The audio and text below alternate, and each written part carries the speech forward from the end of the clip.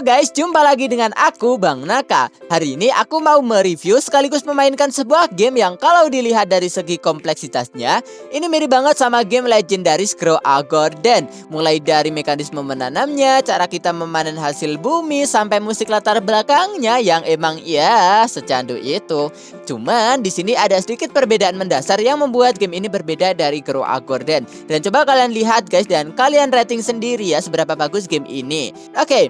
Seperti biasa, buat kalian yang belum like dan subscribe, yuk guys, tekan dulu tombolnya biar aku tahu kalau kalian suka sama video ini. Kita akan buktikan seberapa jauh kita bisa mengembangkan lahan kecil ini hingga menjadi sebuah perusahaan bisnis pertanian paling besar yang akan menghasilkan jutaan koin per harinya. Dan let's go, langsung saja kita masuk ke ceritanya. Pertama-tama aku mau tahu dulu nih guys, siapa di sini yang sampai sekarang masih bermain Grow a Garden dan apakah itu masih menjadi game favorit kalian? Tulis di kolom komentar ya.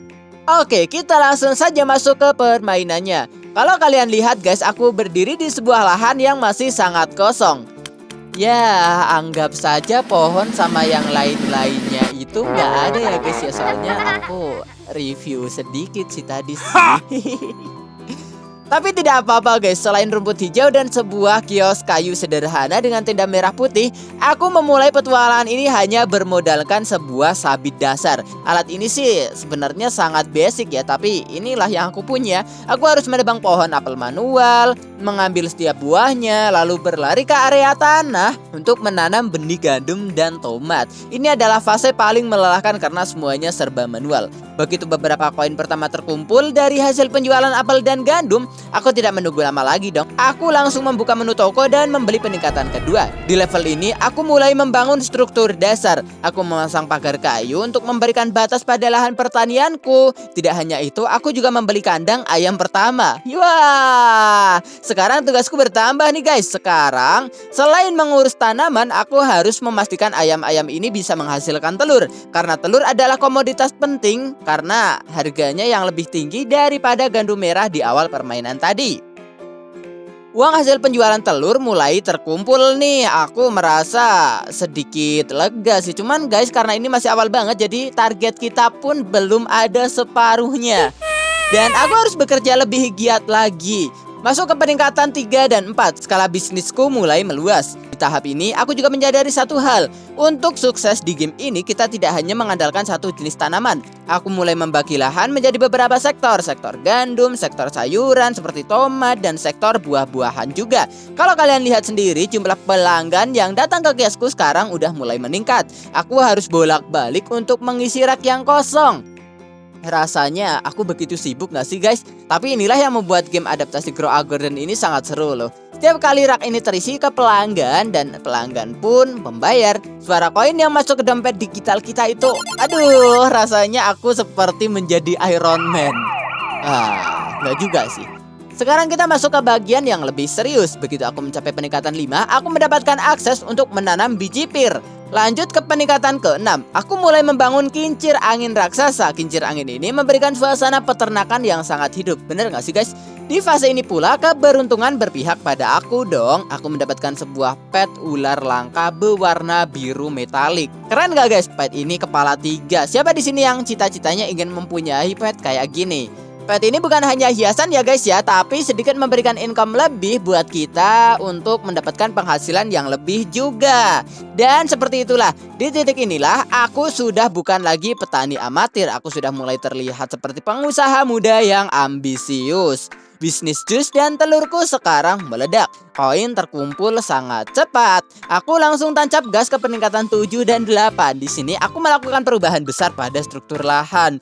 Aku tidak lagi hanya memelihara ayam guys, tapi aku mulai mendatangkan sapi dan domba. By the way, di sini kenapa harga domba jauh lebih mahal daripada harga sapinya ya?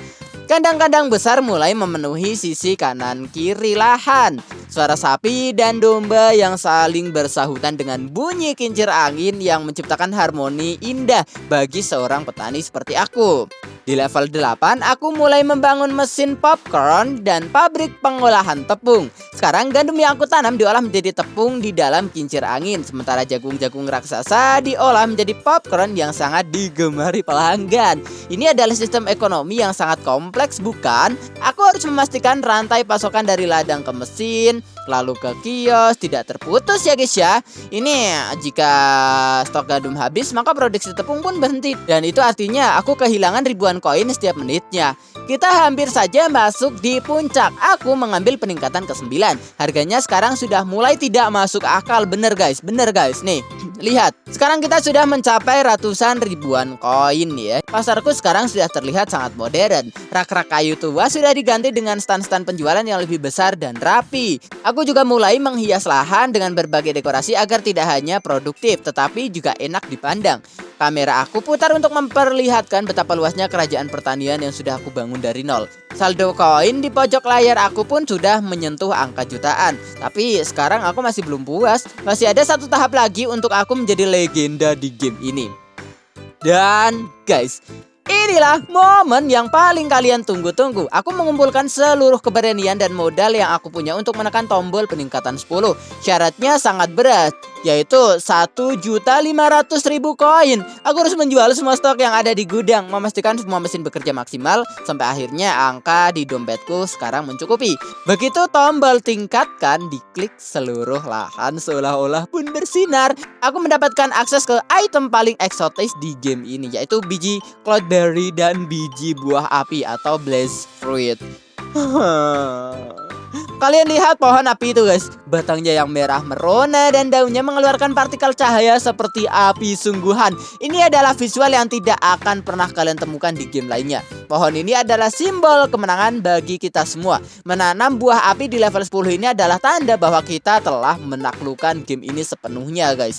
Sekarang mari kita lihat hasilnya secara keseluruhan. Di hari ketiga guys, by the way ini aku rekaman guys dari hari ke-1, ke-2, dan ke-3. Di hari ketiga kita bisa mendapatkan semuanya yang kita impikan. Dari sebuah lahan kosong dengan satu kios kayu, kini aku memiliki peternakan raksasa dengan puluhan sapi, ayam, dan domba. Mesin-mesin jus, popcorn, dan tepung bekerja tanpa henti. Pohon-pohon api dan cloudberry menghiasi setiap sudut lahan dengan cahaya yang begitu indah. Dan yang paling membanggakan, lihat saldo koin Bang Naka di pojok bawah guys. Sekarang sudah 10 juta koin. Ingat guys, 10 juta koin. Sebuah perjalanan yang sangat panjang penuh dengan kerja keras, strategi, dan kesabaran. Game pasar petani saya ini adalah benar-benar pengalaman buat aku yang ini benar-benar memberikan pengalaman yang luar biasa, membawa nostalgia di Grow a Garden tetapi dengan visual dan tantangan yang jauh lebih keren. Oke guys, sampai sini dulu review dan petualangan Bang Naka dalam membangun kekaisaran petani hari ini. Aku sangat puas mencapai peningkatan 10 dan menyentuh angka 10 juta koin bareng kalian semua. Perjalanan dari bawah menuju puncak ini membuktikan bahwa tidak ada yang mustahil kalau kita konsisten dalam grinding.